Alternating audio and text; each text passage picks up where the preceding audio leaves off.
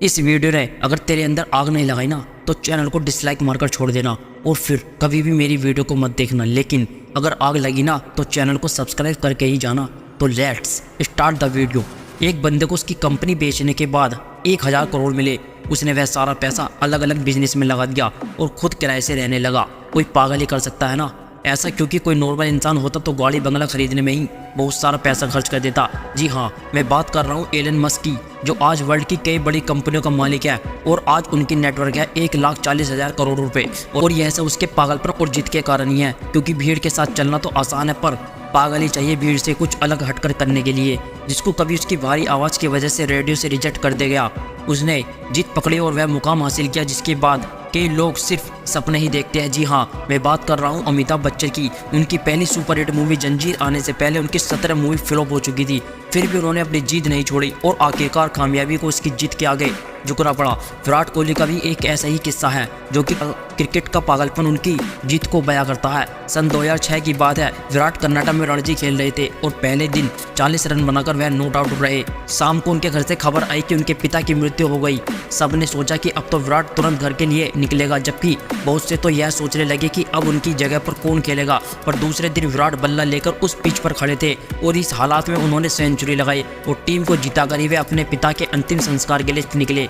इसे पागलपन नहीं तो और क्या कहेंगे। लाखों में किसी एक के पास ऐसा पागलपन, ऐसी जिद होती है और वही लोग कुछ हटके कर जाते हैं। दिन के 15-15 घंटे काम करने के लिए सिर्फ मेहनत ही नहीं, वह जिद और पागलपन भी होना चाहिए। ऐसे जिद्दी और पागलपन लोग परसेंटेज में नहीं नंबर में आगे होते हैं। ऐसी जिद और पागलपन की कहानी है दशरथ मांझी की, जो कि अपनी पत्नी को टाइम पर हॉस्पिटल नहीं पहुंचा पाए, क्योंकि इनके गांव से हॉस्पिटल के बीच एक बहुत बड़ा पहाड़ था और उसी वजह से उनकी पत्नी का देहांत हो गया। उन्हें गुस्सा आ गया और इसी गुस्से को उन्होंने अपने जिद में बदल दिया और मात्र छेनी हथौड़े से 22 साल में 55 किलोमीटर का पहाड़ तोड़ दिया। यह पागलपन नहीं तो क्या है। ऐसी जिद तब पैदा होती है जब दिल टूटता है। कुछ लोग तो इसमें बिखर जाते हैं, लेकिन जो लोग इस दर्द को अपनी जिद में बदल लेते हैं वह निखर जाते हैं। वह पागलपन ही है जब लोग ट्रिप्स प्लान कर रहे होते हैं और कोई बंदा अपना एम्पायर खड़ा करने के लिए प्लान बना रहा होता है। जब सब लोग नौकरी के चक्कर में घूमते हैं तो कोई पागल नौकरी देने की तैयारी कर रहा होता है। और ऐसे ही पागल आगे जाकर स्टीव जॉब्स और बिल गेट्स बनते हैं।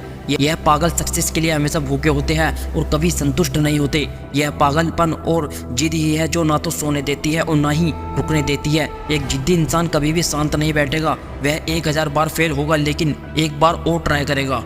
वह तब तक ट्राई करेगा जब तक सफलता उसके सामने घुटने न टेक दे। और यही पागलपन और जिद्दी इंसान इतिहास बनाता है।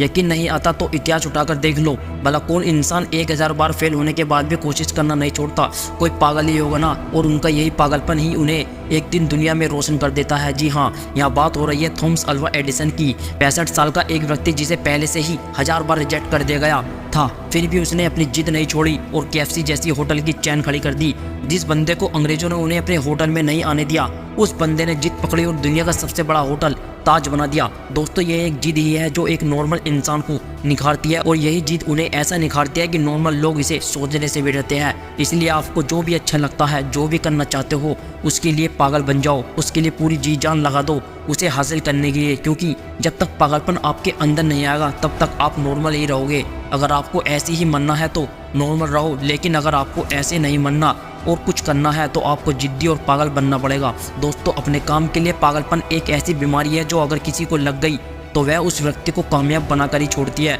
क्योंकि अगर दिल में आग और अंदर एक पागलपन हो तो एक आम माली का बेटा क्रिस्टियानो रोनाल्डो बन सकता है। जहां हम लोगों को अलार्म उठाता है, वहां पागलपन जिद्दी लोगों को उनके सपने उठाते हैं। माइकल फेल्प्स ने 2008 में पब्लिक अनाउंस कर दिया कि ओलंपिक में 8 गोल्ड मेडल जीत लूंगा। सबने इसका बहुत मजाक बनाया, यहाँ तक कि मीडिया ने भी इसका खूब मजाक उड़ाया। लेकिन इस व्यक्ति ने इन लोगों की बातों को ही अपना मोटिवेशन बना दिया।